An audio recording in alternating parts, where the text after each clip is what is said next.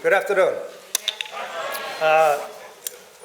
So in this session, I'm not going to deal with craft and writerly technique, which is usually what we're all about here, and rightly so. But I want to focus instead on the reader, the other end of the delivery system.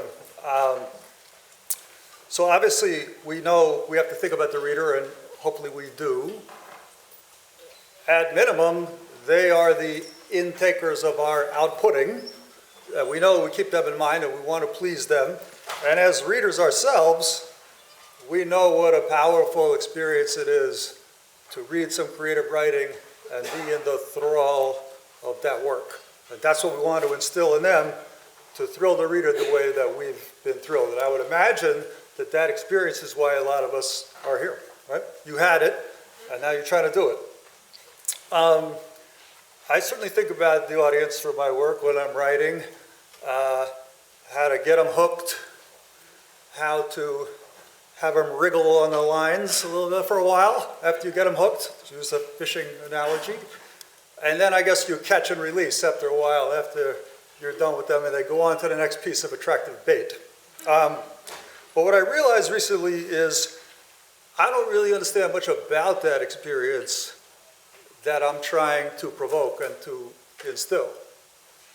You know, how does it happen that you feel like you're in another world, exciting things are happening around you, you are meeting fascinating new people, there's a romance and risk and everything else, but you're just sitting there in the living room looking at a screen or a printed page?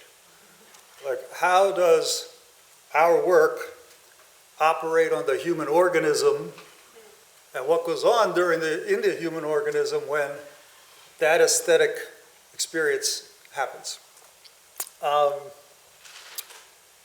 to find out, scientists are looking into that very thing.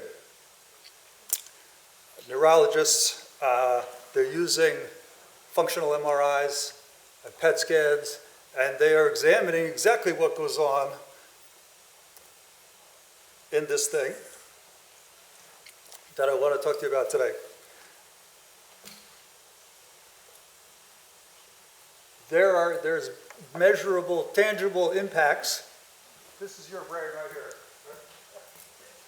That's you on nonfiction narrative, fiction, poetry, and in fact, the poets here are going to come in for some special love from the scientific community in the way that they analyze it, they measure your impact. Sorry to say, seems to outstrip that of most prose. So we'll get into that more. So congratulations, you win. So what they're studying is what goes on neurologically, hormonally, and of course, those physical things are inseparable from what goes on in you emotionally. You know, the mind-body dynamic, like it's a real thing. It's one thing and you're sitting in it. Right? So I want to show you some of what they are finding out. And most of their work is, they're not focused on how we might use this to our advantage, but I'm thinking maybe we can. So let's think about what goes on, and then once we know a little bit more about that, can we reverse engineer or work backwards from understanding what goes on in the human brain on story and more easily make it happen, more reliably make it happen? There are some people in the writing community who are looking into this already. There's one book, at least that I know of, by Lisa Krohn that's pretty good. And basically, you could see her stance from the subtitle there. So when she says wired, obviously we're talking about the brain, where this all happens, including this amazing thing. There's like 100 to 200 billion cells in your little lobes. As many cells in your brain as there are stars in our solar system. And in fact, it's kind of a good analog because that is the outer cosmos and the brain is the inner cosmos. That's where everything exists. There is nothing, you don't exist without that. And as you probably know, the conventional wisdom is that the left brain has more to do with verbal, logical, analytical skills, and the right brain, generally speaking, is more emotional, creative, and affective. So that's true. So let's take a look at some of what they're showing me. So, the reading network, usually on the left, processing language, they pretty much understood that that goes on. They see similar activity if you're reading poetry or you're reading prose. They had like a control piece of reading, which was like the owner's manual for a blender or something. So they could see like your flat line when you're reading that. Like nobody's engaged by that story. But what they also found, congratulations, there were more and different regions that were firing when people were reading poetry, and it was very similar to the regions that respond when you're listening to and you're really engaged in music. Maybe not that surprising because that's kind of some of the most musical writing that we do, right? But the other thing that they were surprised about is areas of the brain that deal with deep thought and the understanding of others' beliefs were firing when people were reading poetry and not when they were reading most prose. So a lot of what they're finding has to do with generating empathy, and we'll talk more about that. The other thing that I was kind of surprised to see that remains true for, we think all genres, but this particular study looked at one genre, which is nonfiction narrative. At Emory University in Atlanta, they looked at these people that had them read a nonfiction narrative, and the language processing thing lit up, and they saw changes, and they stayed. Like for days later, they see the same activation from reading your story, days ago. So if you think about it, it's actually kind of a lot of responsibility. Like you're messing with people's minds, literally, when you insert your language into their cortexes. So one of the fundamental questions that they're trying to address is, why are we so clearly married to this idea of storytelling and creative writing? At first glance, it doesn't seem to be one of our most primal needs, right? It's not water, it's not food, it's not shelter, it's not even coffee, right? And if there's a hurricane in Florida and you have a copy of Sarah Gerard's book, it's not going to help you, right? So why are we as humans so married to this idea and to this practice? So the thinking on this comes from evolutionary biologists and psychologists. And their key thing is everything that we do and that we've become is adaptive. And by that they mean it's something that increases the chances of our individual and our collective survival. So how does story do that? Writing might be entertaining, but in fact the reverse might be true. Like if you're so absorbed in a story or a poem, you might get eaten by that saber-toothed tiger back in the day, right? So why do we do this? How does it serve us as a species? If you take literary ideas out of it, what is going on here? So one big school of thought is it's strategic. In other words, we tell and we listen to stories to learn as a tribe, as a species, and when we hear a story about that saber-toothed tiger, and the next time, we have our heads up. Before there were schools, the first cave paintings were done about maybe 35,000 years ago. Those are stories, right? So there's a lot of thinking that it's informational. I told you we were going to talk about Steven Pinker this afternoon, right? This guy is a psychologist at Harvard. So this is the strategic, analysis, right? We are wargaming or pre-gaming anything that might happen and think, how will we react in that situation? Maybe it would save our life, right? The woman who wrote the book Wired for Story that I showed you subscribes to that theory. In other words, the opposable thumb is part of what makes us human, but you have to decide what to hang on to and what to let go. And that's where stories come in. And the brain has something like 11 million pieces of sensory information coming at it every minute. And it has to ignore some, pay attention to others. And the way we think the brain does that, it is constantly telling you a story about your experience, and you're the protagonist. So congratulations, you're the star, right? So that is a fundamental way in which this works in the information realm. Another way in which we think story has helped us survive is we think as far as we know, we're the only species that creates art.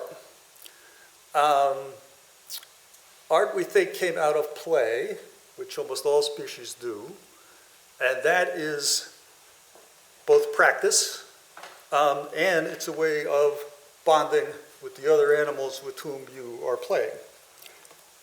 But the thing that we think happened with art, and such that our brain has actually grown tremendously in size since we arrived here and even in the more recent eras, is that the complexities of art and the focus and the attention and the neural energy that you have to put for it is working our muscles, and they're causing our brain to grow and us to get smarter.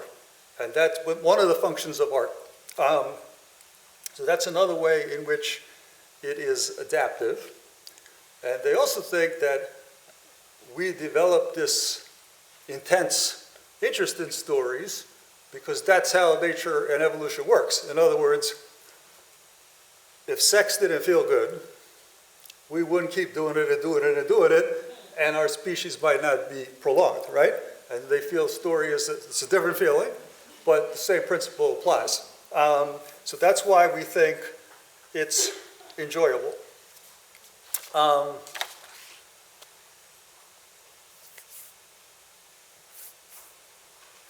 But there's something else going on that I mentioned that has to do with story being a product of and generating empathy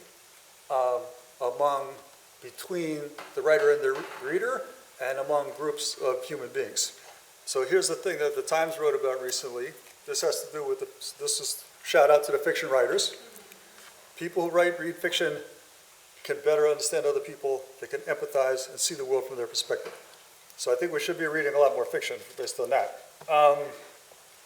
And one reason that we know this happens is, on a physiological level, reading narratives makes us produce the hormone oxytocin, which is a hormone that's associated with bonding, trust, and empathy. And they measure, through taking blood before and after when people read things, that after they read a story with a dramatic arc, and that is character-driven, the levels or the percentages of oxytocin in your bloodstream is higher. And one of the ways they test it is they give people a questionnaire afterwards. I mean, aside from testing their blood, they ask them a lot of questions, and one of which is, would you like to give some money to charity right now? And if they saw the narrative, instead of the owner's manual for the appliance, they give money, right? So it creates empathy. So why do we want to empathize with each other? Well, when we do, we bond. And when we bond, we act collectively, and that helps to promote our survival, right? We can't make it alone.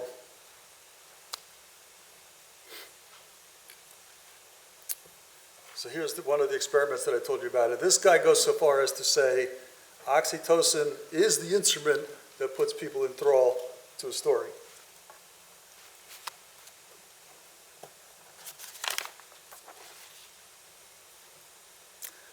So here's something I found very surprising. Maybe it makes sense in retrospect.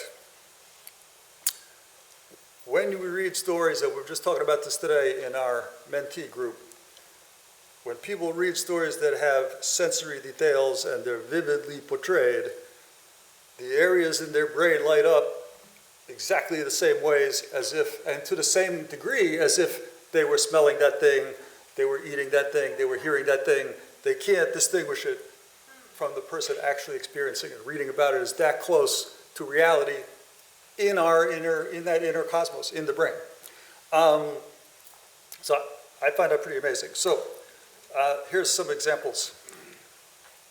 If they use words like mint or rose, the regions that deal with smell light up. If they just said coat or button, right? You don't smell those, or I don't. Some other examples here, the study in the United States. The singer had a velvet voice, leathery hands, those parts of the brain lit up, and if they used less evocative or sensory details, the same thing didn't happen. I'm not saying these are the best phrases in the world about the velvet voice, but the point is, it worked. Maybe even more unlikely, I thought, is it works the same way for action and motion.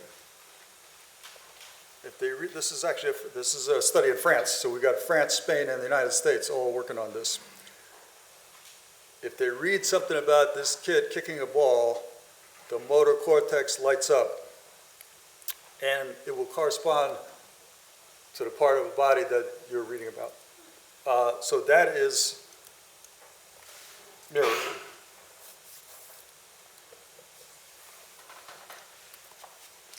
So the same thing happens when a group of people hear the same story. This is a guy at Princeton who emailed me this. You can't really see it that well, but there's 5 people, and these are their brain patterns before they hear the story. Again, it's a character-driven narrative. And then once they're all listening to it, their brain patterns tend to synthesize and they become one.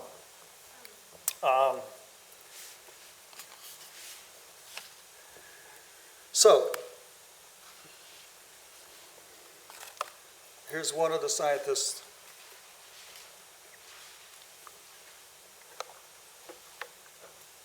So, obviously mirroring is a way of literally, physically showing empathy.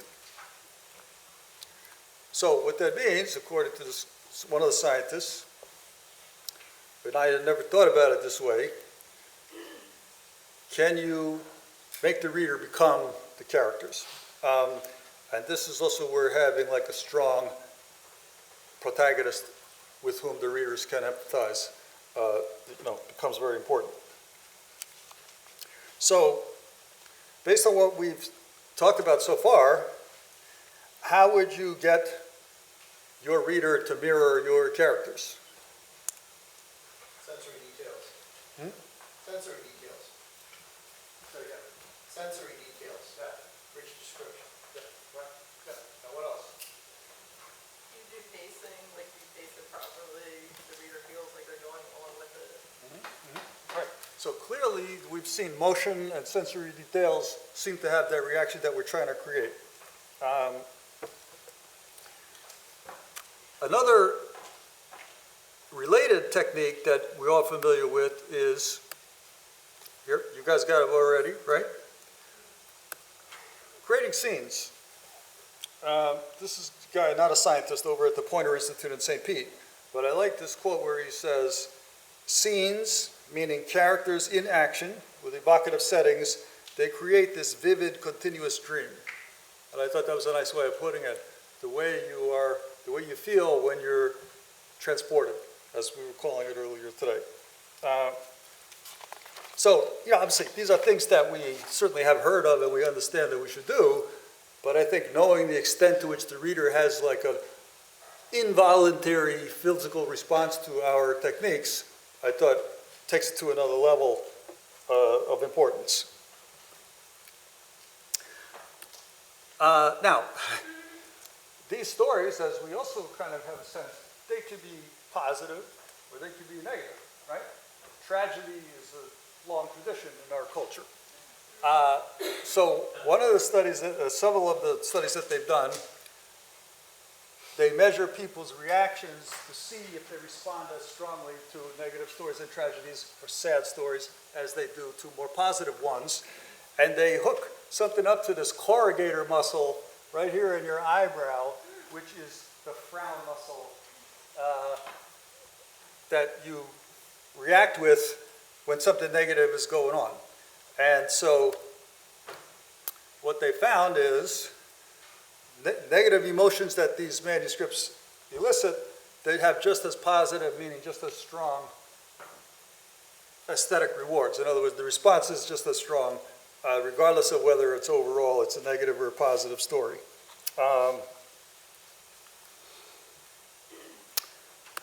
So here's another thing from Dr. Zach.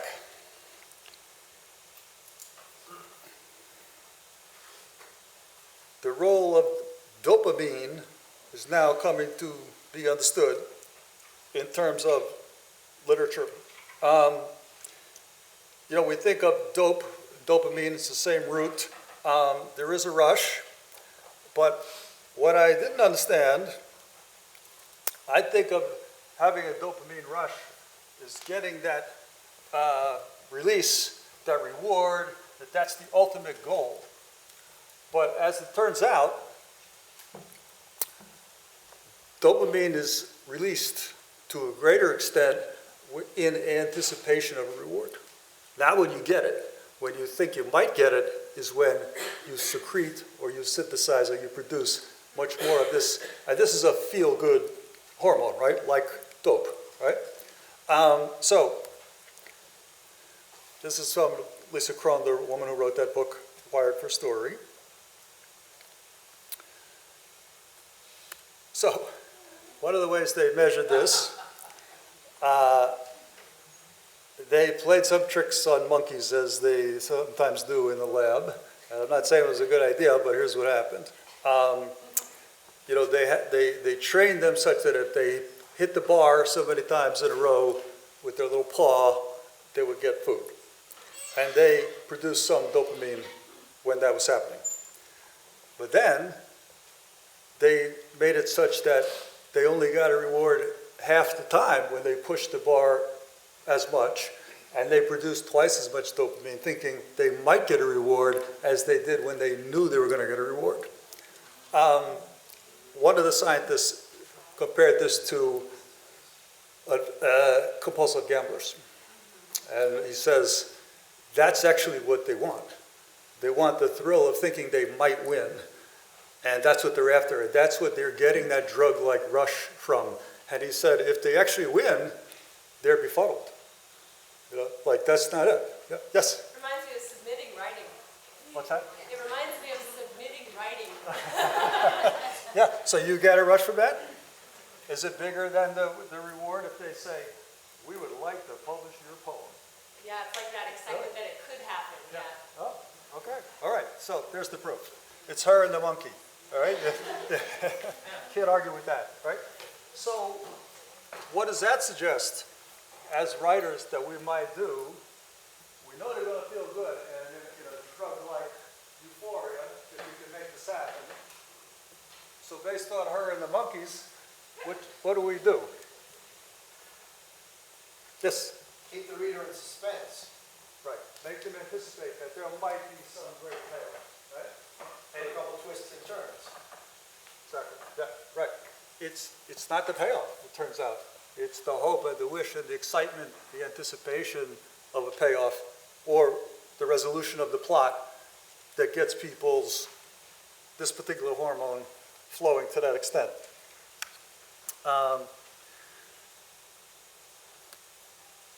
So there's another hormone in play here, which happens and we see produced when people are reading our kind of work. When you get excited, you produce cortisol. It's a stress hormone. It's part of the fight or flight response, right? When something startles you and you have to decide whether to flee or to fight or then stand down, this is one of the things that happens. And we see this happening also when people are excited about the narrative or the poem that they're reading. So it hones focus because, this is a survival mechanism, right? If you hear the saber-toothed tiger coming over the hill, you want that fight or flight response, and I'm going for flight, personally. And other things happen, like all the blood goes away from your stomach and you stop digesting because you don't need that. You need the blood in your extremities so you could run away from this thing. So it's another thing, though, that when this happens, this is tying the reader to the story. However, here's the downside, right? We can't just keep getting jacked up, and waiting and wishing and waiting and hoping and anticipating and getting stressed out, right? So you need a breather to let the reader basically recover from what you've put them through, all the anticipation that we've created. So how might we do that?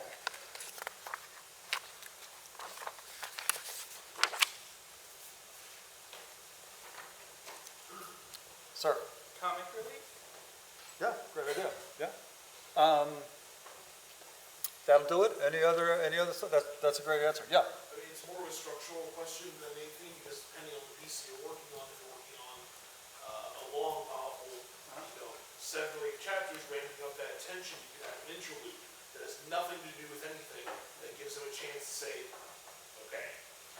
And then, working on a shorter piece, obviously. You call that a digression? Sure, absolutely. That's what I'm calling it. Excellent. Take it. And in fact, I'm saying the comic relief, the digression, and one other kind of riff on that would be, there's an author here, Jeff Gerke, who wrote another book about brain science and writing. So he says, you see, basically the sine wave is just meaning it goes up and down. So he's just suggesting that there's peaks and valleys in the suspense that you're trying to create, and that you periodically relieve it. But he does say that at the same time, running in the background, the anticipation of the unresolved storyline that you moved away from, according to him, is hooking your reader in 2 different ways. So, comic relief, moving to another storyline, and in something like a novel, like you're describing, you've got a lot of things going. So, you could just move to something else, be it comic or not, and stand down. Absolutely. So, any other ideas? Yeah. You can give them a minor payoff, like if it's a suspense novel, it's like, oh no, there's a killer somewhere, you Yeah. have a brief fight, but killer leaves, a gun at the scene. It's like, oh, Yeah. there, this is getting good Yeah, now. yeah. It's not dangerous, but the danger is still kind of So there. not the full, like a partial payoff. Yeah, I bet that will work really well. Great ideas. So back to poetry and the effects that we see, which are considerable. Here's a quote from who I gather is a famous writer. And he's talking about this tingle, and actually some scientists at Exeter University in England have pretty much measured exactly that with poetry. They recorded people's heart rates and their facial expressions, including their corrugator muscle, while they're reading poetry.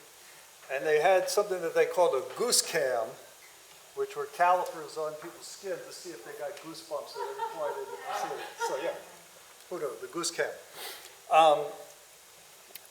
And they asked people, though, when you start to get really excited, press the button. And what they found is people are able to anticipate pretty well. They have like a pre-goose response. And they compared it to like starting to unwrap a chocolate bar. Like you know you're going to get a payoff, but it's not there yet. So overall, they said poetry lights up the reward circuitry at these peak emotional moments in the poem. And what they found is, though, and I guess this has some compositional value, is over here, the red parts are the goosiest, and in which they had the most visceral physiological responses. So this is like a 4-stanza poem, and you can see the excitement it builds, and every one of these squares, every one of these things is a stanza, and every one of these squares, which you can't see that well, it's a word, right? So you could see that the most exciting things where people reported that are at the end of stanzas, the end of lines, and the end of the poem. I don't know what this kind of, I don't know quite what this represents here. It's like, there's a big response here, and then a calm down, and then a pretty big response at the very, very end, which to me is a little counterintuitive. Anybody have an explanation for that? Oh, everybody does. Let's see, who haven't we heard from? Anybody? So you all, okay, go ahead, back to you. I think for the last stanza there, that if you look, the sentences, the number of words is about the same. So probably the last two lines indicates a full sentence where the completion is at the end, the second line. The second to last line, or the? The second to last line is the beginning of a sentence, and the last line is the finishing of the sentence that wraps it up. Oh, okay, so yeah, so you're right, the lines might not correspond to sentences. So this sentence is just getting going here, and then at the end, that's where it hits. Okay, great, yeah. Is that your idea, or? Yeah, I was gonna say, I would assume it's like a couplet. So there's the payoff in the second line of. Cool. So, I mean, I think we have a sense, and we've talked about this in our nonfiction workshops, about placing things that might have the highest emotional payload and therefore impact at the ends of things. The ends of paragraphs, the ends of sentences, the ends of stories, right? So, do you think it's because readers are habituated to this, or that we are habituated to it, and we just load at the end because we know that's one way to do it? Or do you think there's something here that we can exploit? I mean, is this surprising to you in any way, or not? You pretty much know when things happen at the end. Well, we had a seminar last term with computer part. Yeah. And he said that the most important thing is go at the end of the white space, but before the white space. So with some French article, Right. the story before it became a book. That's right. So he has analyzed that so that we can Right. form the decision as well. But are you poets then? Are you consciously doing that already? And the reader is mirroring that technique? Or is it something else? I remember when you talked about it, Roy Peter Clark was here last time, and he took a line from Macbeth. And it said, "The Queen, my lord, is dead." And he showed you that if you wrote it different ways, like, "My lord, the Queen is dead," or "The Queen is dead, my lord," or whatever, that it wouldn't have quite the same impact. That the first position and the third position had the most emotional charge, and the middle position was a little more neutral. So anyway, whether this is, it's probably a combination of poets' techniques, backloading toward the ends of things, and our habituation to that so that we understand that something good is going to happen at the end, or we're hoping that it will. But John, Yeah. it's just worth noting that that red spot at the front of the line, right, in the second plot, the second stanza, or third stanza, between the second and the third stanza, This right? one? Yeah, Yeah. that's probably the volta. That's what we would call in poetry the volta, the turn. What? A volta is a turn in a poem, and it's often referred to in sonnets. In a volta, you see the volta between the 8 lines and the 6 lines, but Cool. anytime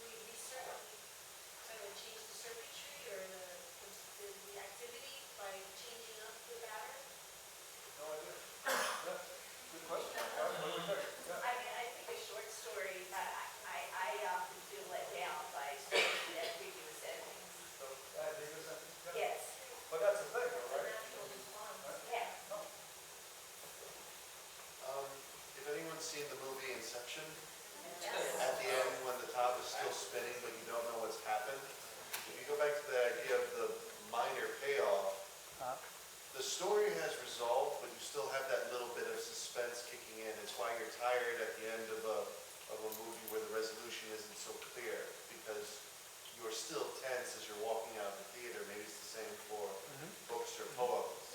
Well, are the rest of you equally unsatisfied by an ambiguous or a non-climactic ending? Or do you feel like that's okay? I mean, speaking personally, I find it sometimes more satisfying when the ending is not completely wrapped up. Yeah, Because I feel right. like it gestures at real life. Sometimes there's an emotional resonance or an emotional Yeah. conclusion that's there, even though I don't know what might have happened to the plot. Right, I mean, I guess there's another consideration is things could be too pat. If they're all wrapped up neatly, that could be unsatisfying in its own way, but, right, this thing on the right, it just shows like, this is the end of everything, and it just shows you, this is one, and everything that precedes it is less than one, which just reinforces that the big impact is at the end.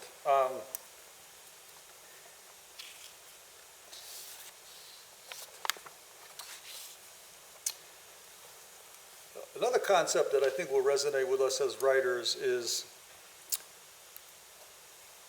that the brain has a lot to do, it's got a lot on its mind, and it will try to minimize its activity and save its energy if it can. And the thing that the neuroscientists suggest in terms of writing is that abstractions require a lot of focus to absorb. Heavy lifting is the way one of them put it. Conscious thought is actually much more energy consuming than the alternative, which is images. So, as I think we generally understand, we need to use specifics, and these things conjure up images in the reader's mind which are unconsciously absorbed. They happen without them thinking, I need to create an image of the room that the writer is describing. They just get it, right? As opposed to trying to figure out, what did he mean when he said the woman was lazy, or something like that.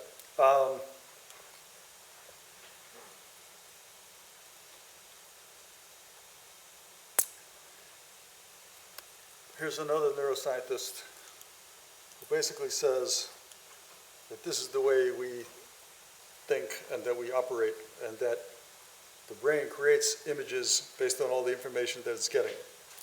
And he goes on to say that every image generates what he calls a choir of emotions and feelings. So that's another reason to balance or to leaven the ratio of abstractions, I guess, to specifics, in that we all know that the kind of writing that we're going to do is going to operate on emotion, and it's got to have an emotional charge, and images create that for us, and abstractions don't. I think, not to say that you could never use an abstraction, but I think that just reinforces what we kind of think good writing consists of. Here's another quote from Lisa Krohn, who wrote the book about this. I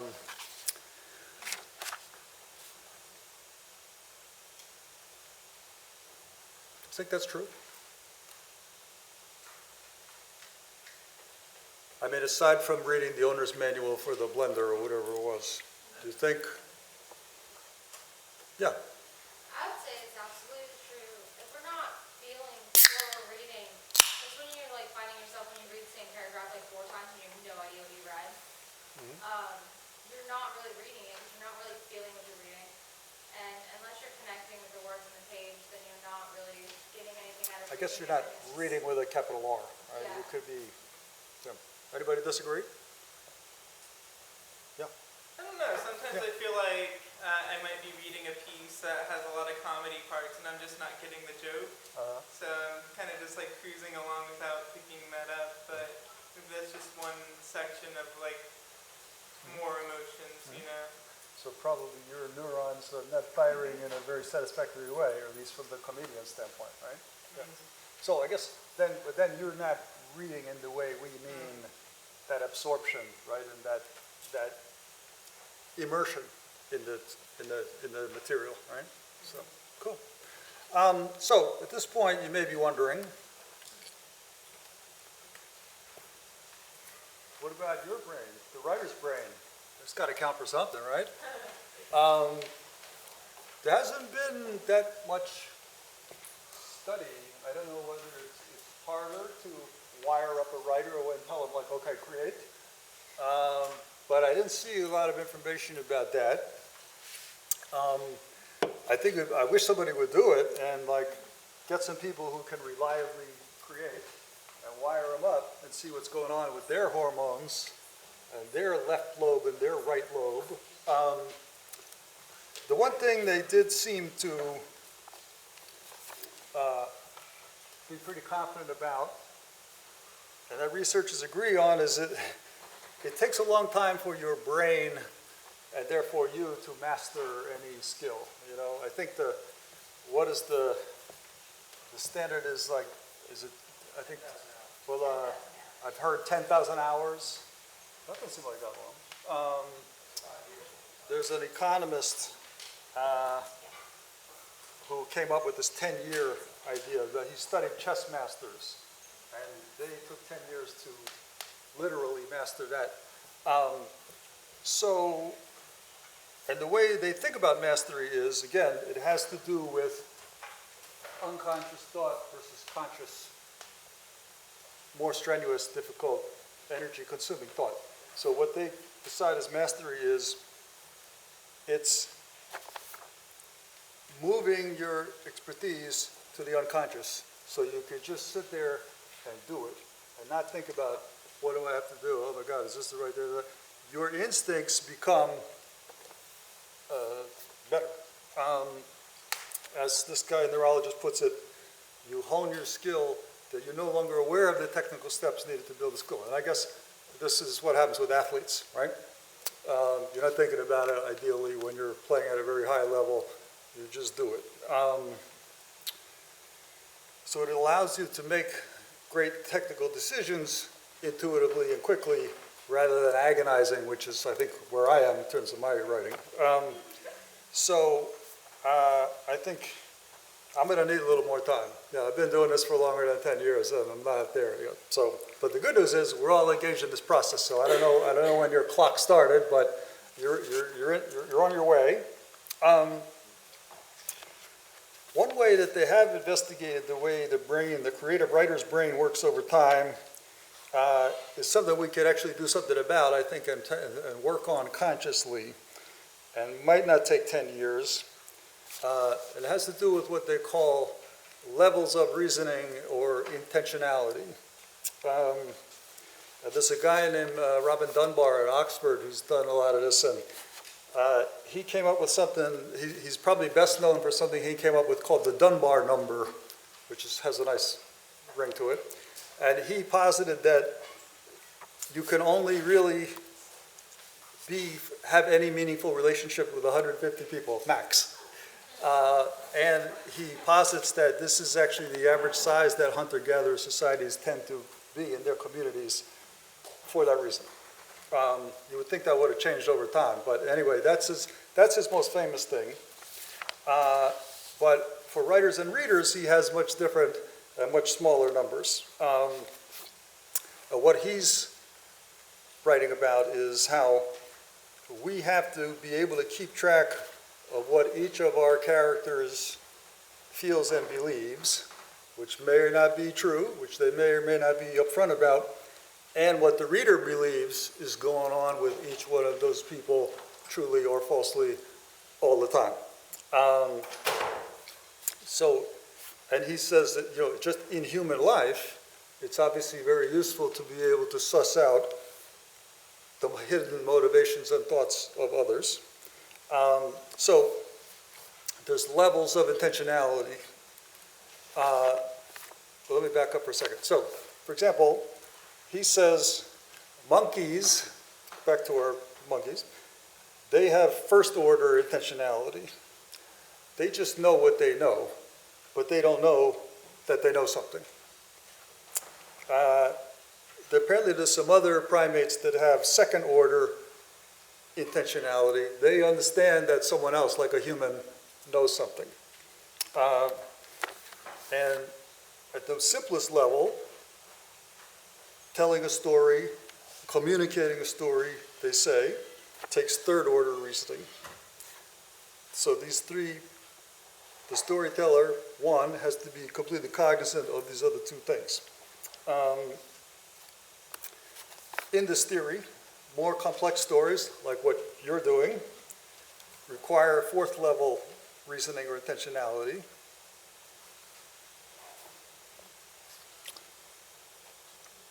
And according to this guy Dunbar, in regular life, we seldom engage in more than fourth order intentionality at one time. In other words, that's, generally speaking, that's our sphere, our levels of reasoning that we're able to operate on and deal with people on. On the other hand, this guy, who had a good career as a writer, he says,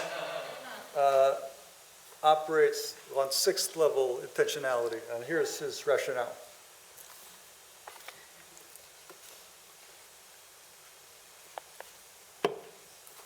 Plus, there's voltas in there, right?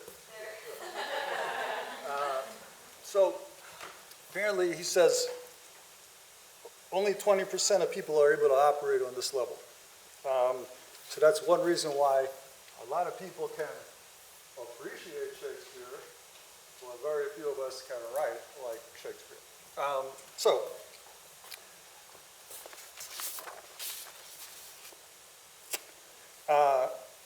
He also says that he's sort of like, he did a sort of a forensic study of Shakespeare's work along these lines, and he says, in order to, he keeps the level of intentionality, as he's calling it, to the level that the audience can handle in his plays. When people on stage are talking about people off stage, so that increases the number of levels and characters that the audience has to deal with, he reduces the number of people on stage to maintain something like 5 and no more.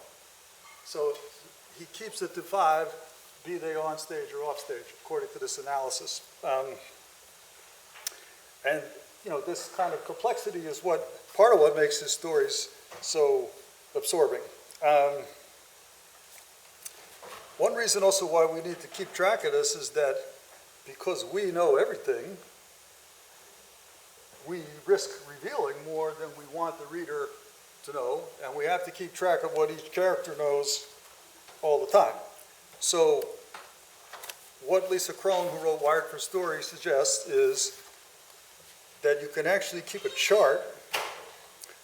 Maybe this is like Sarah Gerard's Excel spreadsheet, that you,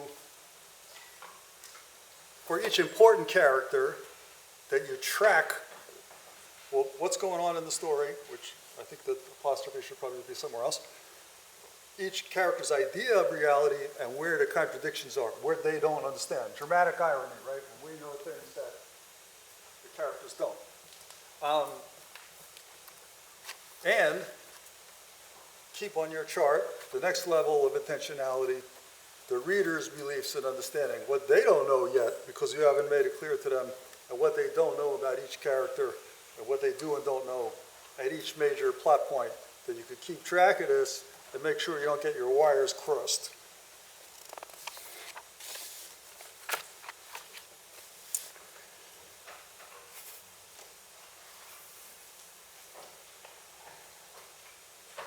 So,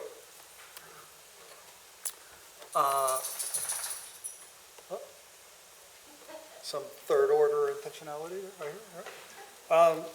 So here's some things that we covered just to review. The mirroring effect, when readers experience similar brain activity to the person speaking the story or the character in the story, that dopamine is synthesized or produced, and that these areas in the cortex are activated. So, as I said, I felt like knowing this impact that you can have on the readers physiologically and therefore and emotionally, seems like kind of a lot of responsibility. And of course, now other kinds of people besides writers are getting interested in this brain science. And they want to get into people's minds and mess with them for their own reasons. So, for example, advertisers are getting into this. Lawyers are big into narrative, with or without brain science, because as a friend of mine who's a lawyer told me, I don't have to have the best facts to win, and besides, I can't control that, but I have to have the best story. And they're all about narrative, and there are very well-paid narrative consultants who work for legal fees and for lawyers now to help them frame their stories in such a way that the human organism will respond to them in the ways that we've been describing. So who else might want to get into your head and sell you something that you don't need besides advertisers? Yes. Oh, except I heard it back politicians. What's that? Politicians, I heard it Yes, back. yeah, exactly, yeah. They're looking at this, right? So that's a little scary. I saw something else also related to the power of story recently. There's a pretty recent development in psychotherapy that's called narrative therapy. Does anybody know anything about this? And the way it works is they try to get the client to rewrite the story that they're telling themselves over and over about their life. And if possible, to reframe it in such a way that it's less negative and less painful to have constantly running in their heads. Apparently, they've had some success with this. So, in other words, like if this person had a traumatic childhood, and that's the story that is imprinted on them, and they feel they are damaged goods, and their opportunities are limited, and their happiness is limited by this, they try to get them to reframe it as the story of resilience, and how that person survived and was able to succeed in some ways, despite the obstacles that they faced. Which is a classic narrative, right? The hero facing obstacles, trying to solve that problem, and often get home, right? I forgot to mention about the legal people studying narrative is, the way one explained this is, if you look at the way cases are described, it's New York Times versus Sullivan, right? So what do we have there in story terms? Narrative components that are presented by this mere label on the case folder. Yes? It makes us assume there's a corporation versus an individual, and naturally we're gonna wanna side with the individual. Okay, so one key word there is versus, right? That's what? Conflict, right? That's what stories are about. And one of the corporation, let's say, what role do they play in this? Or you said there's an individual and a corporation. So they are what in characterological terms? We probably assume the antagonist, especially because they one or came the other. first. In this case, we like to think that New York Times was the hero, but so in other words, you've got the protagonist, the antagonist, and the conflict in the very name of the legal case. So it's no wonder that they want to investigate these legal principles. So, anything that we haven't talked about in terms of how you might use some of this in your writing? You guys came up with some good suggestions, right? We talked about using a lot of sensory details to get those parts of the cortex to fire. Motion does the same thing. We want to exploit anticipation, build the suspense, but create breaks in those tension in some of the ways that you guys suggested. Comic relief, switching to another subplot, giving a partial payoff or resolution. It's a great idea. We want to pay special attention to the ends of things, as that heat map and the goose cam showed us. Think about how many levels you're asking your reader to operate on at once, and how many characters, worlds that they have to understand to stay immersed in that story. Anything else that this suggests to you, or that you think it's all total bullshit, which is fine? Yeah, I'm wondering, as far as courage go, televangelist, or have certain amount of notoriety. Is there any way to say religious leaders, they play with the same process? Religious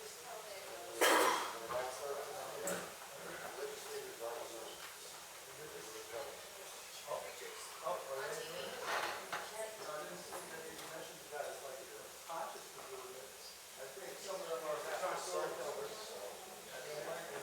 unconsciously understand the elements that will make a compelling story, but I just haven't seen any reference to them knowing about this brain science they try to exploit it. But yeah, interesting idea. I think, John?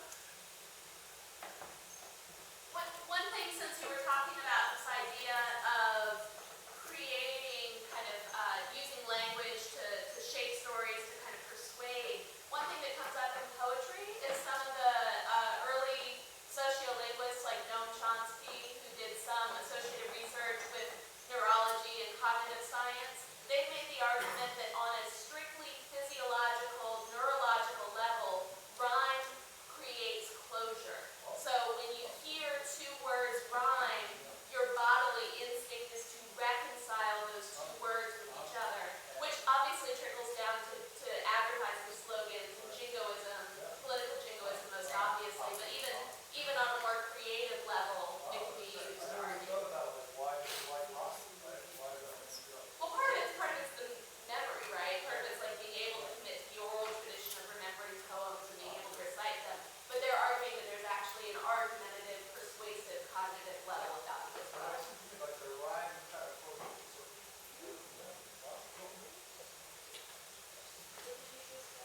All right, well, I don't know about you, about your brain, but my brain is a little fried. So I'm saying, turn it off. All right?